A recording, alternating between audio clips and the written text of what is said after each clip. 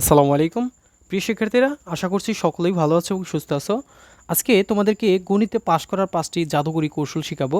বিশেষ করে তোমরা যারা নবম, দশম ও অষ্টম শ্রেণীতে পড়াশোনা করো, যখন তোমাদের পরীক্ষা চলে আসে, অর্ধবার্ষিকী পরীক্ষা অ্যান্ড হচ্ছে বার্ষিক পরীক্ষা তোমাদের যখন চলে আসে, তখন কিন্তু তোমাদের শরীরে কিন্তু জ্বর চলে আসে যে আমরা কীভাবে গণিতে পাশ করব, কীভাবে গণিতে আমরা অল্প লিখে ভালো নাম্বার পাবো, অ্যান্ড হচ্ছে আমরা গণিতে কীভাবে টেকনিকের সাথে আমরা পাশ করে আসবো। চলো তাহলে আমরা সেগুলো আজকে তোমাদের সাথে শেয়ার করব। দেখো, এখানে আমি 5টা টেকনিক লিখেছি, অর্থাৎ হচ্ছে 5টা কৌশল। এই কৌশলগুলো যদি তুমি অবলম্বন করো, আমি আশা করছি যে তোমাদের গণিতে পাশ করা নিয়ে কোনো সমস্যা হবে না। অর্থাৎ হচ্ছে এই যে দেখো, আমরা 1 নঙে লিখেছি যে বইয়ের সব থেকে সহজ অধ্যায় দিয়ে ম্যাথ সলভ শেখা। মানে হচ্ছে আমি বোঝাতে চাচ্ছি, তোমরা বইয়ের যে অধ্যায়গুলো রয়েছে সেই অধ্যায়গুলোর মধ্যে তোমার কাছে যেটা সবচেয়ে সহজ মনে হয় সেই অধ্যায় দিয়ে তোমরা অঙ্ক সলভ করা শেখা শুরু করবা। তারপরেও আমি এই 5টা টেকনিক শেখানোর পরে তোমাদেরকে আমি শিখিয়ে দিব যে কোন কোন অধ্যায়গুলো তোমাদের জন্য সহজ। এখন দেখো, 2 নঙে আমি লিখেছি তুমি যে অঙ্কগুলো করবা বা সলভ করবা তা বারবার প্র্যাকটিস করা। দেখো, তোমরা অনেকেই মনে করো যে আমি এই অঙ্কগুলো সলভ করলাম, সলভ করার পরে তোমরা এই অঙ্কগুলো বারবার প্র্যাকটিস করো না।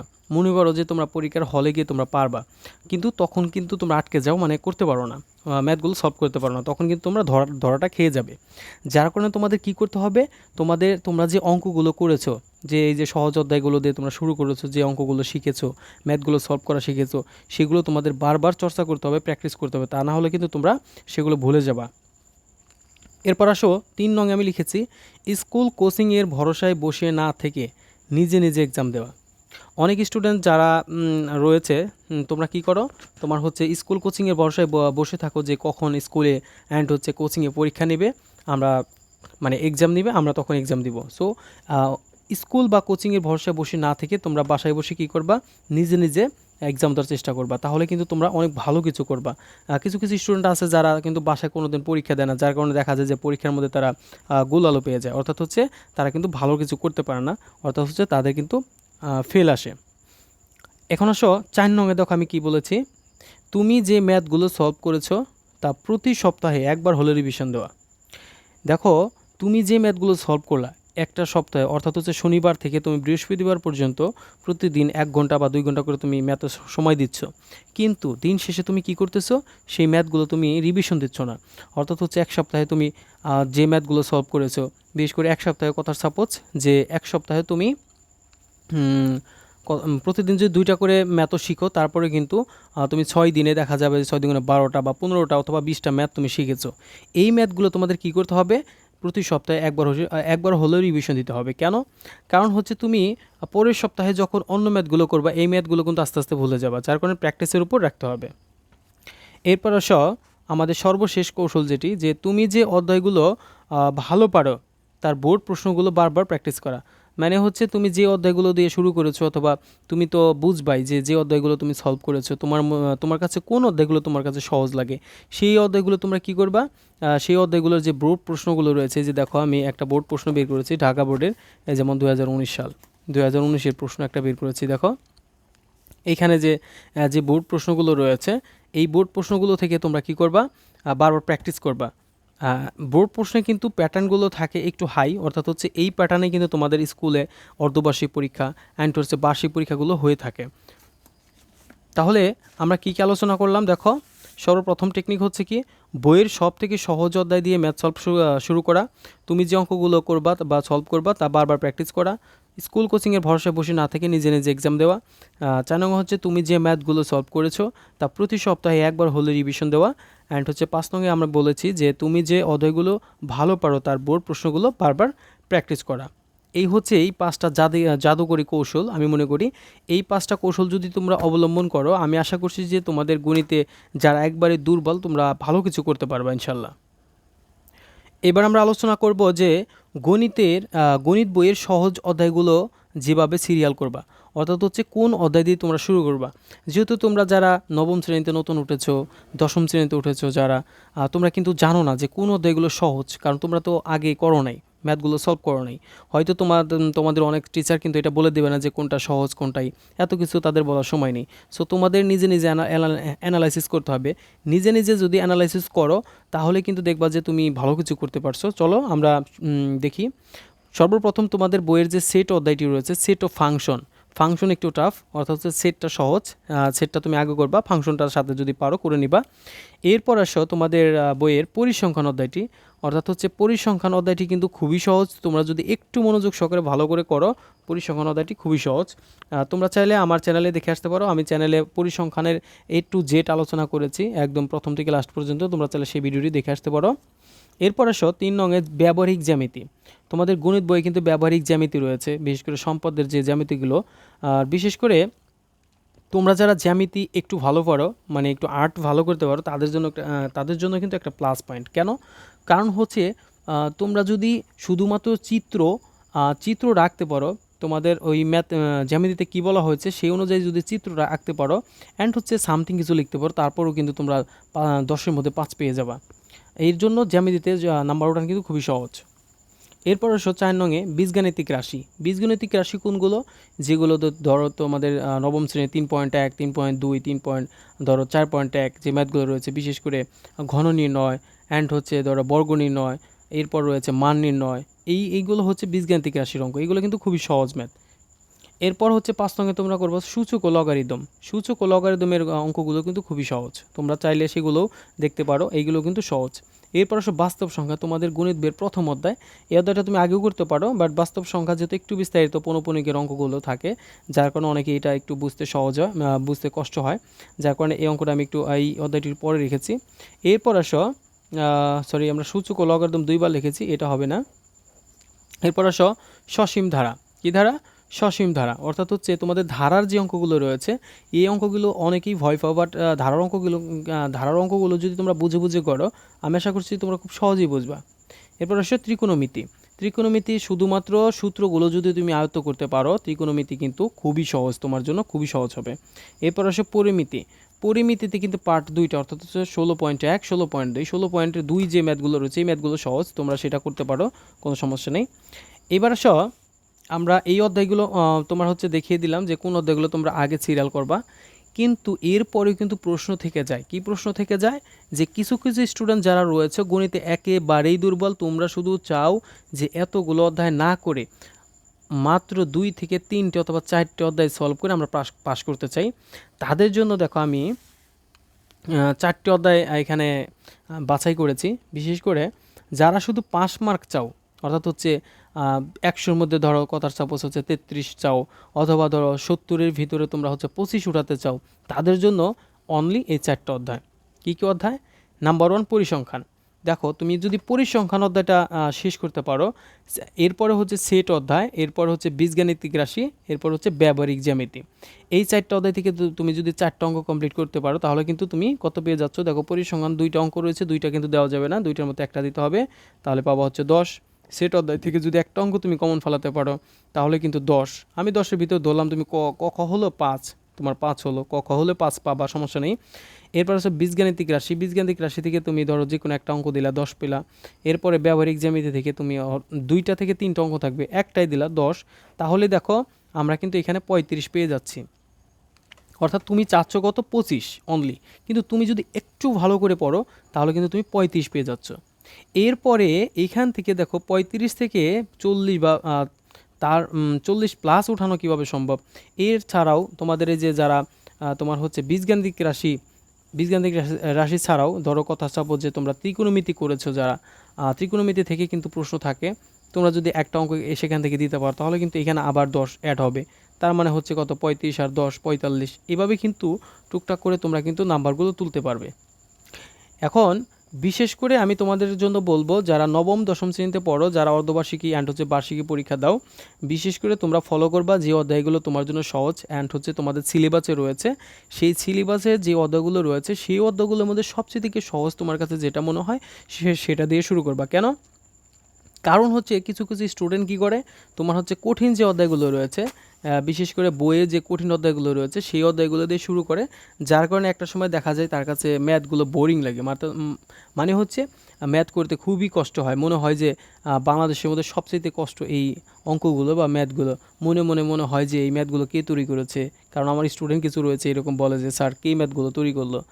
সো আমি আশা করছি যে তোমরা যদি এই টেকনিকগুলো অবলম্বন করো, বিশেষ করে তোমাদের পরীক্ষার আগে কী করতে হবে, আগে যে অঙ্কগুলো তোমরা করেছো সেগুলো বারবার প্র্যাকটিস করবা, নিজে নিজে তোমরা হচ্ছে পরীক্ষা দিবা।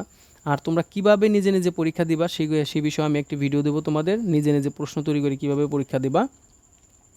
এরপর হচ্ছে তোমরা কি করবা, বোর্ড প্রশ্ন যেগুলো সেগুলো অ্যানালাইসিস করবা। দেখো আমি একটা বোর্ড প্রশ্ন তোমাদেরকে অ্যানালাইসিস করে দিচ্ছি যে কিভাবে তোমরা বোর্ড প্রশ্নগুলো সলভ করবা। ধরো এইটা হচ্ছে ঢাকা বোর্ড 2019-এর একটা এসএসসির প্রশ্ন, ঢাকা বোর্ডের। এখন এইরকম একটা তোমার প্রশ্ন তোমার হচ্ছে হাফ ইয়ারলি অথবা ইয়ারলি পরীক্ষায় দিবে, অ্যান্ড হচ্ছে তুমি এসএসসি পরীক্ষা দাও, যাই করো না কেন পরীক্ষার ভিতরে এরকম একটা প্রশ্ন তোমাকে দিল। এখন অঙ্কর প্রশ্নের দেখেই তুমি ভয় পেয়ে গেলা যে আমি কিভাবে এখান থেকে পাশ করব, তুমি তো ভয়ে শেষ। সো তোমার সেই ভয় কাটানোর উপায়টা কি? ভয় কাটানোর উপায়টা হচ্ছে একটাই, যে এইখান থেকে আমি যেভাবে টেকনিক বললাম সেইভাবে তুমি শুরু করবা। দেখো এই যে দেখো সর্বশেষে রয়েছে পরিসংখ্যান অধ্যায়। কীর অধ্যায়? পরিসংখ্যান চ্যাপ্টার। এই পরিসংখ্যান থেকে কিন্তু দুইটা অঙ্ক থাকে, অর্থাৎ 10-11তে দুইটা অঙ্ক থাকে। কিন্তু তোমাদের কিন্তু দুইটা অঙ্ক দেওয়া যাবে না, কারণ হচ্ছে এখানে শর্ত দিয়ে দিছে যে ঘ বিভাগ হতে একটি, ঘ বিভাগ হতে কয়টি দিতে পারবা? একটি দিতে পারবা। তাহলে এইখানে 10 and 11 দুইটা অঙ্ক রয়েছে, দুইটা থেকে তুমি কয়টা অঙ্ক দিতে পারবা? একটা অঙ্ক দিতে পারবা, যেটা তোমার কাছে সহজ মনে হয়। দেখো আমরা একটু দেখি, এই যে 11 নং অঙ্কটা কিন্তু খুবই সহজ। দেখো কি বলছে, প্রচুরক শ্রেণীর মধ্যমান, খুবই সহজ। এখানে সবচেয়ে বেশি আছে কোনটা? প্রচুরক সংখ্যা, সেটা মধ্যমান বের করবা। আবার দেখো সংক্ষিপ্ত পদ্ধতিতে গড় নির্ণয়, বিবরণ সহ প্রদত্ত পাত্রের গণসংখ্যা বহুভুজ অঙ্কন করো। খুবই সহজ এই ম্যাথ, এই 11 নং ম্যাথটি। সো এইটা তুমি সলভ করলা। আর তোমরা চাইলে আমার চ্যানেলে দেখে আসতে পারো, আমি কিন্তু এই পরিসংখ্যানের A to Z আলোচনা করেছি, সেটা দেখে আসতে পারো। পরিসংখ্যান একটা প্লেলিস্টে রয়েছে, সেখানে তুমি দেখতে পারো ভিডিওটি। এরপরে দেখো পরিসংখ্যান একটা দিলা, তাহলে পরিসংখ্যান একটা দিলে তুমি কত পেলা? 10 পেলা। এইবার আসো আমরা কি করব, এইবার আমরা দেখব হচ্ছে যে বীজগাণিতিক রাশি থেকে কোনো কিছু কমন পড়েছে কিনা। দেখো বীজগাণিতিক রাশি থেকে যে ফাংশনের একটি অঙ্ক এসেছে, এই যে খ নংয়ে দেখো, আর এটা হচ্ছে বাস্তব সংখ্যা থেকে যে পৌনঃপুনিকের অঙ্ক এসেছে। এই খ নং অঙ্কটি কিন্তু খুবই গুরুত্বপূর্ণ তোমাদের যারা এসএসসি পরীক্ষা দেবা, হাফ ইয়ারলি দিবা অ্যান্ড হচ্ছে ইয়ারলি দিবা, তোমাদের জন্য কিন্তু খুবই গুরুত্বপূর্ণ এই অঙ্কটি।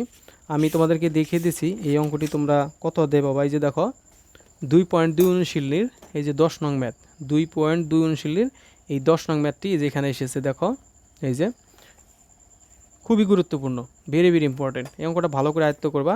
এরপরে উদাহরণের এরকম সেম একটা অঙ্ক রয়েছে, দেখো এই যে এই পাশে দেখো 37 পৃষ্ঠা 23 নং উদাহরণ। এই অঙ্কটা কিন্তু খুবই কমন তোমাদের জন্য। এরপর আসো তুমি সেট ফাংশন থেকে ধরো কথার সাপোজ তুমি অঙ্ক যদি দিতে পারো দিলা, ধরো তুমি পারলা না, আচ্ছা আমরা পেলাম কত? 10। এইবার আসো এই যে ধারার অঙ্ক, দেখো ধারার অঙ্ক কিন্তু খুবই সহজ। এখানে দেখো তোমাদের বইতে থাকে যে 2+, 4+, অথবা 5+11 এরকম থাকার পরে এখানে ধরো 302 সমষ্টি 302, ধরো 304 এরকম থাকলো। এই অঙ্কগুলো খুব সহজ। ধরো এই তোমার এখানে বীজগাণিতিকের টোটাল অঙ্ক রয়েছে কয়টা? 3টা, 1 2 3, তিনটার মধ্যে থেকে তোমার যে কোনো একটা অঙ্ক তোমার দিতে হবে। যেমন এই যে এখানে আসছে উৎপাদকে বিশ্লেষণ করো, এত মান নির্ণয় করো, প্রমাণ করো। এই তিনটা কিন্তু খুবই সহজ অঙ্ক। এই যে 2 নং আসছে, তুমি এই 2 নং অঙ্কটা সলভ করলা, তাহলে কত পেলা? পরিসংখ্যানে 10, আর এই 2 মান নির্ণয়ে তুমি পেলা হচ্ছে 10, তাহলে কত হলো? 20 নাম্বার হলো। আমাদের পাস করতে লাগবে হচ্ছে কত? 20 অথবা 25 লাগবে 70-এ। আমরা দেখি আরও একটি অঙ্ক আমরা সলভ করবো এখান থেকে। কোনটা সলভ করা যায়? এখন দেখো, এখন যাবা হচ্ছে জ্যামিতিতে। কোথায় যাবা? জ্যামিতিতে। এই যে দেখো এখানে ব্যবহারিক জ্যামিতি রয়েছে, ত্রিভুজ পি কিউ আর সমান কোণ কিউ এর এক সমকোণ এত, তারপর পি আর বাহুর মধ্যবিন্দু। তুমি এটা পারতেছো না কথার সাপোজ, হ্যাঁ, তাহলে তুমি কি করবা? এই পাশে আবার চলে আসবা। এই যে দেখো এই পাশে একটা বৃত্ত রয়েছে, এখানে কিন্তু বৃত্ত দেখা যাচ্ছে যে এইটা একটা বৃত্ত। এখন এখানে বলছে ক নাম্বারে কোণ কিউ ও এস এর মান নির্ণয় করো। তার মানে যে কিউ ও এস এর তুমি মান নির্ণয় করবা যে এখানে কত কেমনি কি রয়েছে। আচ্ছা তুমি এটাও পারলা না, তাহলে এটাও পারলা না, 6ও পারলা না। এখন তোমার বাকি থাকলো কোনটা? এই যে হচ্ছে 4 নংয়ে। 4 নঙে দেখো কি বলছে, এস সমান 11 সেন্টিমিটার, আর সমান 4 সেন্টিমিটার, কোণ এক সমান 75 ডিগ্রি, কোণ ওয়াই সমান 60 ডিগ্রি। এইটা হচ্ছে তোমাদের একটা সম্পদ। এখানে দেখো এই যে এখানে বলে দিছে যে 4 সেন্টিমিটার বাহু এবং ওয়াই কোণ বিশিষ্ট একটি রম্বস অঙ্কন করো, মানে বলে দিছে এখানে, সম্পদ সরাসরি উল্লেখ করে নাই। প্রথমে একটা রম্বস আঁকালা, আর রম্বস তো খুবই সহজ। তোমার মনে করো যে এরকম রম্বস, তুমি যদি আয়তরে যদি ক্রস করো তাহলে কিন্তু রম্বস হয়ে যায়। রম্বসটা আঁকালা, এখানে কিন্তু উল্লেখ করে দিছে। রম্বস আঁকানোর পরে তুমি কি করলা, রম্বসে কিছু বৈশিষ্ট্য লিখে দিলা, তাহলে কিন্তু খুব সহজে নাম্বার পাবা। এরপরে বলছে খনাঙ্গে ত্রিভুজ অঙ্কন করো। ত্রিভুজ কে না পারে, বাচ্চারাও কিন্তু ত্রিভুজ আঁকতে পারে। অর্থাৎ হচ্ছে এই যে ত্রিভুজ মানে তিনকানি, তিনটা কর্নার, এটা হচ্ছে ত্রিভুজ। ত্রিভুজ লিখে ত্রিভুজে কিছু বৈশিষ্ট্য লেখা দিলা। এরপরে বিবরণ সহ আর এর দৈর্ঘ্য সমান ব্যাসার্ধ বৃত্তে একটি স্পর্শক অঙ্কন করো। একটি বৃত্ত এঁকে এর স্পর্শক অঙ্কন করো, যেমন তাদের মধ্যবর্তী কোণ এত এর সমান হয়। তার মানে এখানে একটা বৃত্ত আঁকতে বলছে, বৃত্তটা তুমি এঁকে কিছু সামথিং কিছু লিখলা। আমার কথা হচ্ছে তোমার এই 10-এর ভিতরে, এখানে তো ধরো 4 4 8 2 10, 10-এর ভিতরে তোমাকে 5 দিলাম, আমি ধরলাম 5। তাহলে আমরা পরিসংখ্যান থেকে পেলাম হচ্ছে 10, আর মান নির্ণয় হতে পেলাম হচ্ছে 10, আর এখান থেকে 5, তাহলে কত হলো, 25 হলো। এখন তোমাদের 5 নম্বরের প্রয়োজন 22 থেকে 25।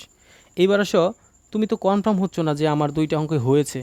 তুমি হয়তো বলতেছো, ভাবতেছো আমার 2টা অঙ্ক হয়েছে বা 3টা হয়েছে, 30 পাবো, বাট তোমার তো কাটাও যেতে পারে, ভুল করতে পারো। তখন তো কনফার্ম হওয়ার জন্য তোমার কি করতে হবে, আরও কিছু অঙ্ক তোমার ট্রাই করতে হবে। যেমন ত্রিকোণমিতিতে চলে আসবা, যেহেতু ত্রিকোণমিতির অধ্যায়টি সহজ। এই যে দেখো এখানে ত্রিকোণমিতির ধরো ক খ, তুমি যদি পারো দিলা ক খ, এইভাবে দিলে হবে না, শুধু অনলি গ দিলে হবে না, কিন্তু সিরিয়াল করতে হবে। তোমার ক পারতে হবে, আগে আগে ক দিবা, তারপর খ দিবা। সো তুমি ক খই দিলা, তাহলে 2 আর 4 তুমি কত পেলা, 6 পেলা।